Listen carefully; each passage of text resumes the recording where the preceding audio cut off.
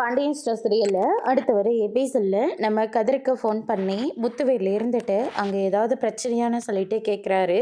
இங்கே எந்த பிரச்சனையும் இல்லை, ராஜி தான் தேவையில்லாமல் கேள்வியாக கேட்டுக்கிட்டே இருக்கா. அவளுக்கு தான் என்ன சொல்கிறதுன்னு தெரியாமல் அமைதியாக நான் கிளம்பி வந்துட்டேன் அப்படின்ற மாதிரி சொல்லிடுறாங்க.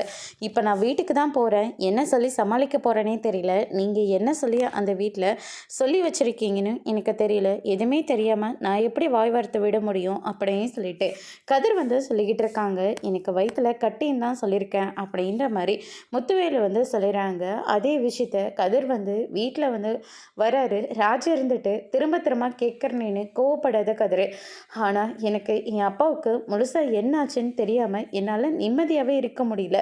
யோசிச்சு என் மண்டையே வெடிஞ்சு போகிற அளவுக்கு எனக்கு முடியல அப்படின்ற மாதிரி சொல்லிக்கிட்டு இருக்காங்க. அவருக்கு வயிற்றில் ஒரு கட்டி இருந்தது, அவ்வளோதான் ஆச்சு, வேறு ஒன்றும் இல்லை அப்படின்ற மாதிரி நம்ம கதிர் சொல்லிடுறாங்க.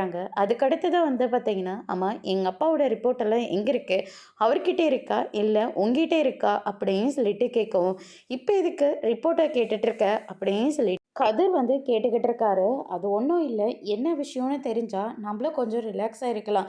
இல்லாட்டி அப்பாவை வேறு ஒரு ஹாஸ்பிட்டல் கூட்டிகிட்டு போயிட்டு அவரை முழுசாக செக்கப் பண்ணல அப்படின்ற மாதிரி சொல்லிட்டு இருக்காங்க. அவரை முழுசாக செக்கப் பண்ணி பிரச்சனையும் கிளியர் பண்ணிட்டு தான் அவரை நான் கூட்டிகிட்டு வந்திருக்கேன் ராஜி. அது மட்டும் கிடையாது, ரெகுலர் செக்கப் எடுத்துக்கிட்டா ஒன்றும் பிரச்சனை இல்லை அப்படின்ற மாதிரி கதிர் எவ்வளவோ சொல்லிக்கிட்டு இருக்காங்க. ஆனால் கதிர் இருந்துட்டு வேறு ஏதோ மறைக்கிறாருன்னு சொல்லிட்டு ராஜு நினைக்கிறாங்க. அதோடு முடிச்சிருக்காங்க.